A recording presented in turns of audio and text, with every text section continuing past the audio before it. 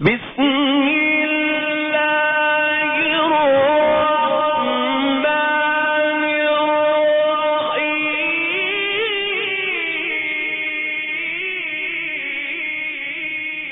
الحمدللہ رب العالمین صلی اللہ علی نبینا محمد وعلی آلہ وصحبہ اجمعین اما بعد۔ بات ہو رہی تھی کہ گناہوں کا کفارہ کیسے ہوگا، گناہیں اللہ بغیر توبہ کے بھی کیسے معاف کر سکتا ہے، اللہ جو ہے اپنے بندوں پر کس طرح سے انعامات کرتا ہے، اس سلسلے میں باتیں ہو رہی تھی۔ تو آج میں آپ کو دو حدیثیں بیان کرتا چلوں، جس حدیث سے ہمیں پتہ چلے گا، جس میں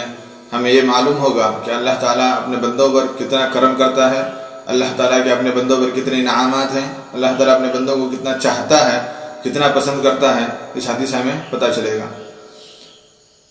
نبی کریم صلی اللہ علیہ وسلم فرماتے ہیں کہ من تطہر فی بیتہ، کوئی شخص اپنے گھر میں، تطہر کا مطلب یہاں یہ ہے کہ پاکی صفائی اختیار کرے، مطلب اس کا صاف مطلب یہ ہے کہ اگر کوئی شخص گھر میں وضو کرتا ہے، ثم مشى الى بیت من بیوت اللہ، اور وضو کرنے کے بعد اپنے گھر سے نکلتا ہے اس نیت سے کہ اللہ کے کسی ایک گھر کی طرف جائے، یعنی کسی مسجد کی طرف نکلے، بازار کی طرف نہیں بلکہ وضو کر کے مسجد کی طرف نکلے، لیقضی فریضۃ من فرائض اللہ، اللہ کے فرض میں سے کسی ایک فرض کو ادا کرنے کے لیے، مطلب مسجد میں جا کر نماز پڑھنے کی نیت سے وضو کر کے گھر سے نکلتا ہے۔ بات کو سمجھنا چاہیے، اس کے اندر نیت یہ ہونی چاہیے کہ میں گھر سے وضو کرتے وقت یہ نیت ہونی چاہیے کہ میں اللہ کے گھر میں جا کر نماز پڑھنے کے لیے جا رہا ہوں، میں نیت یہ کروں کہ میں مسجد نماز پڑھنے کے لیے نکل رہا ہوں۔ اس نیت سے اگر کوئی نکلتا ہے، کانت خطوتاہ احداہما تحط خطیئۃ والاخری ترفع درجہ، تو اس کے دونوں قدم پر جو ہے اس کے اعمال لکھے جاتے ہیں۔ پہلا قدم یہ کرتا ہے کہ اس کے ایک گناہ کو مٹاتا ہے، اور دوسرا قدم اس کے درجات کو بلند کرتا ہے۔ اب اس حدیث سے اللہ کا کتنا بڑا فضل ہم پہ جو ہے، یہ حدیث سے معلوم ہو رہا ہے کہ کوئی آدمی گھر کے اندر وضو کر کے اپنے گھر سے مسجد کی طرف نماز پڑھنے کی نیت سے نکلتا ہے، تو چاہے وہ کتنے قدم چلے، اس ہر ایک قدم کے بدلے میں اس کا ایک گناہ معاف ہوگا، اور اس کا ایک درجہ جو ہے اللہ بلند کرتا جائے گا۔ یہ مسلم کی حدیث ہے۔ اس طرح اور ایک حدیث ترمذی کا اور ایک حدیث ہے جس میں اللہ جو ہے، جس حدیث کے اندر جو ہے اللہ کا اور نبی کا، اپنے حبیب کا مکالمہ، جو آپس میں باتیں ہو رہی تھی، اس کو بیان کیا گیا ہے کہ اللہ تعالیٰ پوچھ رہا ہے نبی کریم صلی اللہ علیہ وسلم سے، یا محمد، اے محمد،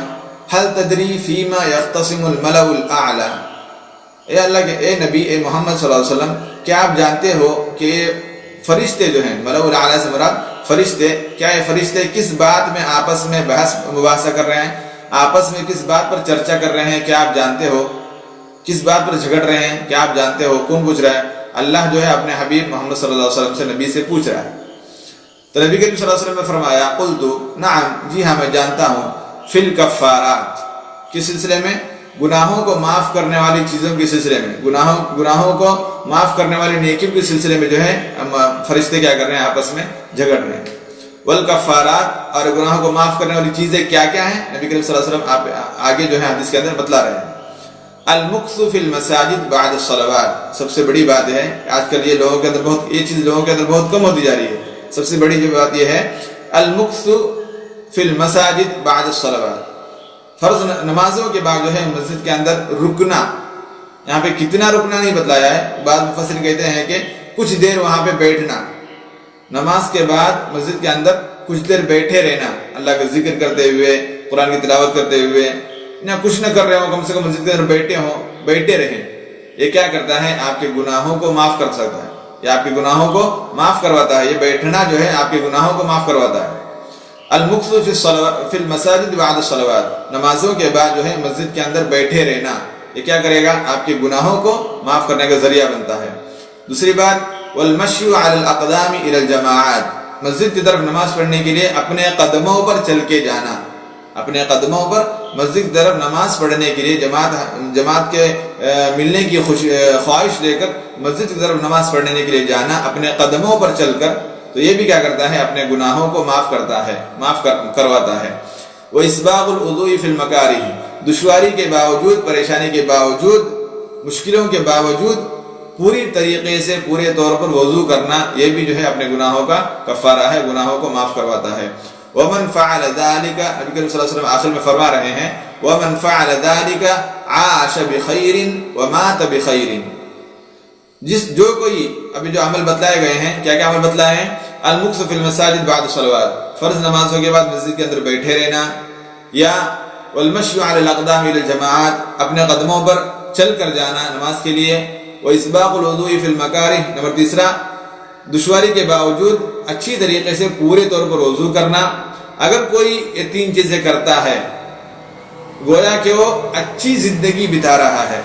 گویا کہ وہ خیر کی زندگی دنیا کے اندر جی رہا ہے، ومات بخیر، اور اسی طرح وہ خیر کی زندگی لے کر ہی دنیا سے جائے گا، خیر کی موت اس کو آئے گی، اس کی موت جو ہے خیر ہوگی، اس کا جینا بھی خیر ہوگا، بھلائی ہوگا، اس کا مرنا بھی بھلائی ہوگا۔ اور فرمایا وَكَانَ مِنْ خَطِيئَتِهِ كَيَوْمِ وَلَدَتْهُ أُمُّهُ، اور وہ اپنے گناہوں سے ایسے پاک ہوگا جیسے کہ اس کے ماں نے اس کو ابھی ابھی جنا ہو، یعنی وہ دنیا کے اندر ابھی ابھی پیدا ہوا ہو۔ جس حال میں وہ چھوٹا بچہ پیدا ہوتا ہے، کیا چھوٹا بچہ پیدا ہونے پر اس کے اندر وہ سارے گناہ لے کر پیدا ہوتا ہے؟ کیا نہیں، جس طرح ایک چھوٹا بچہ پیدا ہوتا ہے سارے گناہوں سے پاک، سارے مصیبتوں سے پاک، سارے مشکلوں سے دور، ایک اچھی زندگی لے کر جب چھوٹا بچہ دنیا کے اندر آتا ہے، بالکل اسی طرح ایک انسان جو ہے یہ کام کرنے کے بعد اپنے گناہوں سے پاک ہوگا۔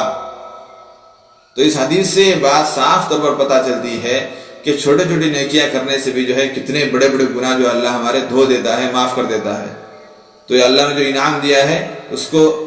زندگی کے اندر لانے کی کوشش کریں۔